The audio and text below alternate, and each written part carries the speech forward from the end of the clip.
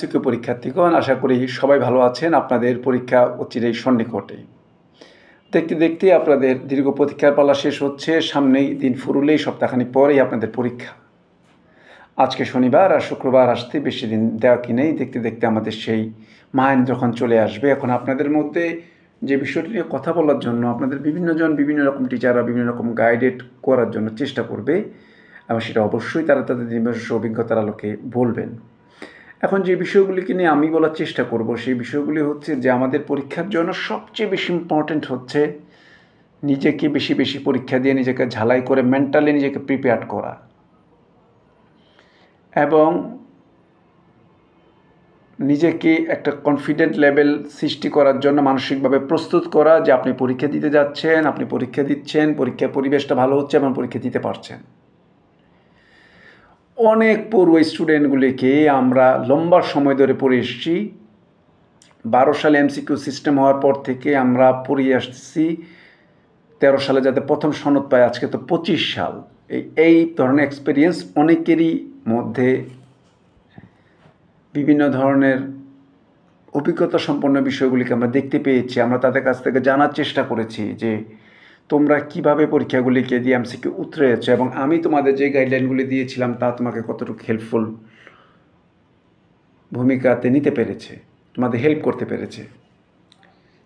তারা যে সমস্যাগুলিকে বলেছে, তারা যে সম্ভাবনার কথা বলেছে, সেগুলিকে আমরা যদি মোটা দাগে বিশ্লেষণ করার চেষ্টা করি, তাহলে আমরা সেই মোটা দাগে দেখতে পাবো যে তারা প্রথমে যে বলেছে বেশি বেশি এমসিকিউ পরীক্ষা দিয়ে নিজেকে একটু প্রিপেয়ার করা,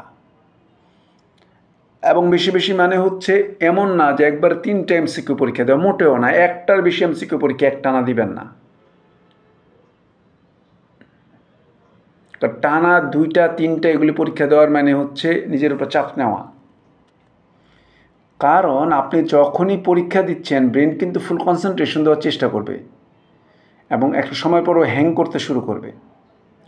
কাজেই আপনি সারাদিনকে কয়েকটা ভাগে ভাগ করে মিনিমাম 2টা থেকে 3টা পরীক্ষা দেন, এর বেশি দরকার নেই।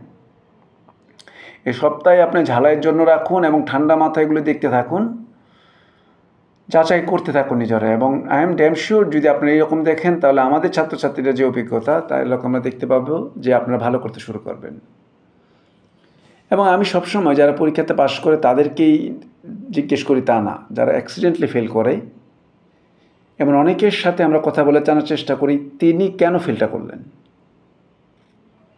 সাকসেস হয়ে গেলে অনেক কিছুই সম্ভব, কিন্তু যে সাকসেস হতে পারছে না ওইটা হচ্ছে ইম্পর্টেন্ট, যে তিনি কোন পয়েন্টে ফেল করলেন। আমরা দেখতে পাই যে উনি নিজের প্রতি কনফিডেন্ট হারিয়েছেন, ওনার চতুর্পাশে কে কে আছেন এটা জানার জন্য উদ্গ্রীব ছিলেন, এমসিকিউ বিভিন্ন গ্রুপে যোগাযোগ করেছেন, ভাই আমার রোল নম্বর এত, আমার আশেপাশে কে আছে, ইত্যাদি বিষয়। এগুলি আসলে তাকে তার কনফিডেন্স লেভেলটাকে গ্রো আপ না করে ডাউন করছে বলেই তিনি আশেপাশে খোঁজার চেষ্টা করছেন। অথচ কয়েকজন পরীক্ষার্থীর আশেপাশে কে আসবে এটা দেখা তার মোটো গুরুত্বপূর্ণ না। কারণ আপনার আশেপাশে মানুষটার সম্পর্কে খুব বেশি জানার সুযোগ পাবেন না। আর আশেপাশে কাউকে জিজ্ঞেস করে যদি জানতে পারেন আপনার আশেপাশে প্রিপারেশন মোটামুটি ভালো না, তাহলে আপনার কনফিডেন্ট লেভেলটা ড্রপ করবে। যা পড়েছেন এবার ভুলতে শুরু করবেন। এবার সে একটা সঠিক বললে আপনার মনে হবে ও তো প্রিপারেশন ভালো না, ও তো আমাকে সঠিকটাও বলছে না।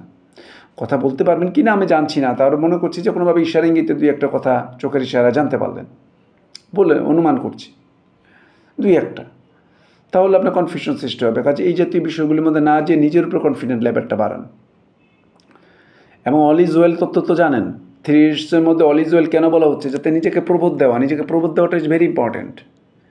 আপনি পরীক্ষার হলে যাবেন খুব ঠান্ডা মাথায়, ভালো কলমগুলি যাচাই বাছাই করে এগুলোকে করে এইভাবে প্রিপারেশন নিয়ে যাবেন। প্রিপারেশন এখন দিতে থাকেন। আমরা পরীক্ষার আগ মুহূর্তে 2-1 দিন আগে সারি ডিটেল আলোচনা করব পরীক্ষার হলে আপনি কিভাবে মেনটেন করবেন, এবং যা আপনাকে কাঙ্ক্ষিত লক্ষ্য পূরণে সহায়ক হবে। অন্যথায় কিন্তু আপনি আপনার পরিণতি জানেন।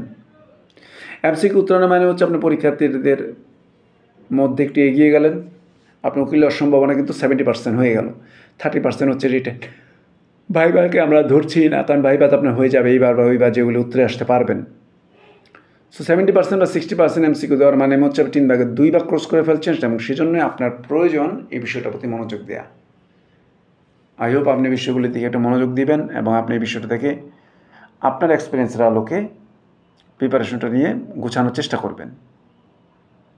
ফলে আপনি অটোমেটিক্যালি পরীক্ষাতে ভালো করবেন, আপনার কাঙ্ক্ষিত লক্ষ্যে পৌঁছে যাবেন। এতক্ষণ বক্তব্য শুনেছেন, সবার সার্বিক মঙ্গল কামনা করে আজকের মতো বিদায় নিচ্ছি। সবাই ভালো থাকবেন। ধন্যবাদ।